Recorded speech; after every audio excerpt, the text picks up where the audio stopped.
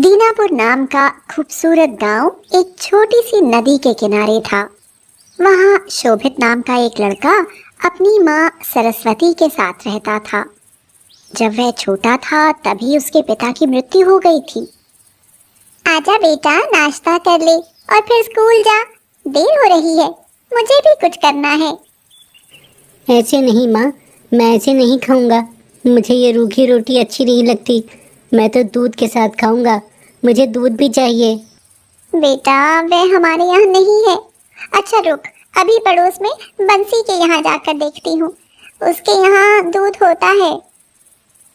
वह पड़ोस के बंशीधर के यहाँ जाती है और कहती है, भैया बंसी, मेरे शोभित को दूध के बिना खाना अच्छा नहीं लगता है, मुझे एक गिलास दूध रोज दे दिया करो।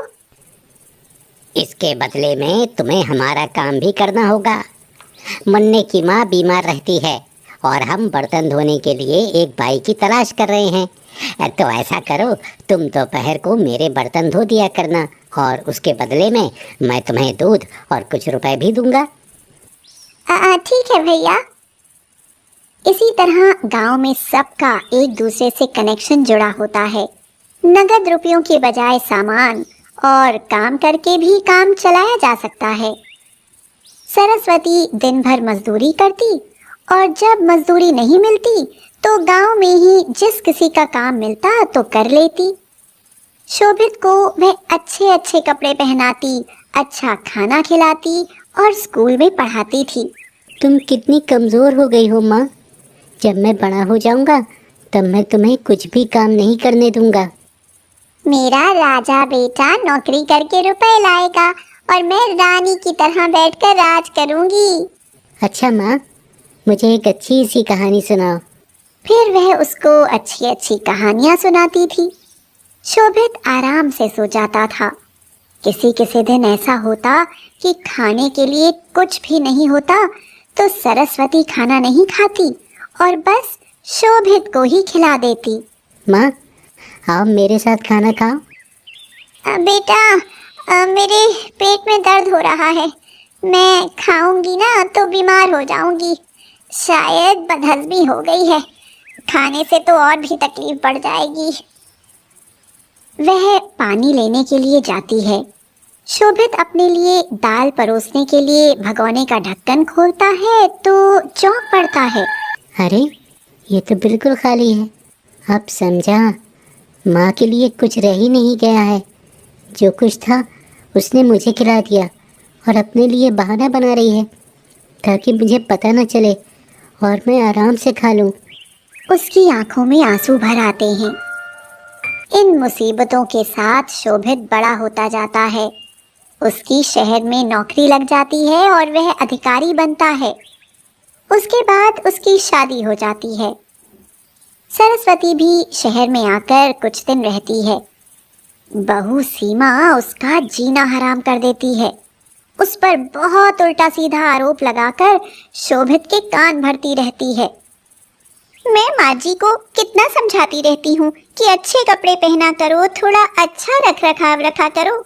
आखिर आप एक अधिकारी हैं, आपसे मिलने वाले लोग आते हैं तो इन्हें देखकर कहते हैं कि आपने एक नौकरानी रखी हुई है। ये हमारी जानबूझकर बदनामी कराती है। हाँ, तुम ठीक कह रही हो। हमारा स्टैंडर्ड है और ये उसको गिराने में लगी हुई हैं। इससे तो अच्छा है कि ये गांव में जाकर रहें। माँ, आप गांव में रहो, मैं आपका खर्चा भेज दिया करूँगा।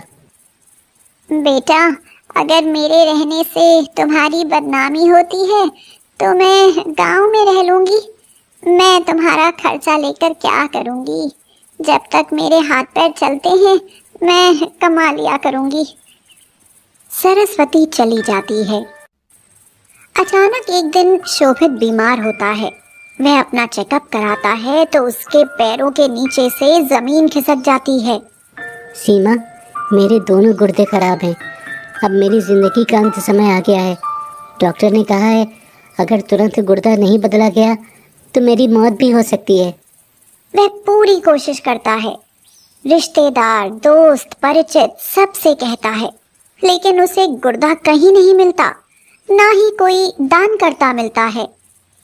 अचानक एक दिन एक गुमनाम दान करता उसको अपना गुर्दा दान कर देता है, जिससे उसका ऑपरेशन होता है। 15 दिन अस्पताल रहने के बाद शोभित ठीक होकर अपने घर पर आ जाता है। उसकी पत्नी सीमा उससे कहती है, देख लिया तुमने अपनी माँ का प्यार। दुनिया जहान के लोग आकर तुमको देख गए, लेकिन तुम्हारी माँ तुमको देखने तक नहीं आई। हाँ। शोभित अब अपनी माँ से बहुत नफरत करने लगा था। वह उसको कभी गांव में देखने नहीं जाता था। एक दिन गांव से उसके पड़ोसी बंशीधर का फोन आया। हेलो शोभित, तुम्हारे घर से बदबू आ रही है, मकान बंद है, यहाँ आकर देखो। शोभित जब वहां जाता है तो देखता है कि बंद मकान के भीतर उसकी माँ मरी पड़ी है। शायद उन्हें 5-6 दिन मरे हुए हो गए होंगे। वो बीमार हो गई थी, उसकी देखभाल करने वाला कोई नहीं था।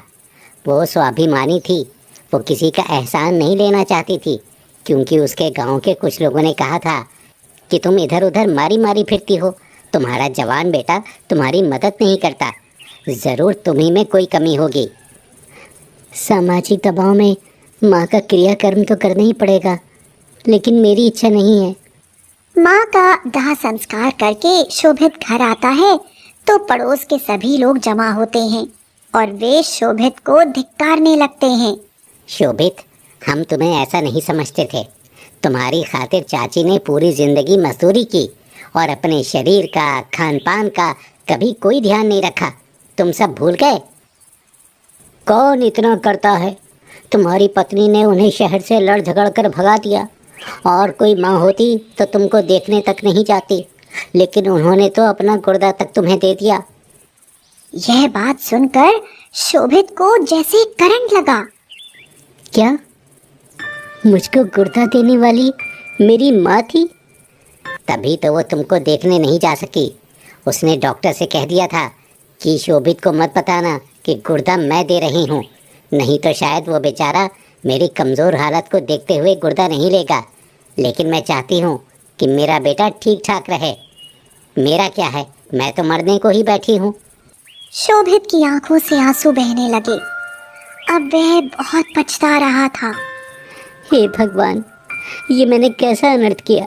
जिस माँ ने अपना सुख नहीं देखा और मेरे लिए अपनी ज़िंदगी कुर्बान कर दी, उस माँ को मैं अंतिम समय में अपने पास भी नहीं रख सका।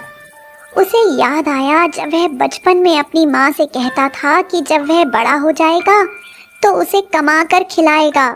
तो माँ कहती थी कि उसकी नौकरी लग जाएगी तो वो रानी बनकर राज करेगी। अब शोभित बहुत पछता रहा था। वह जोर जोर से रो रहा था।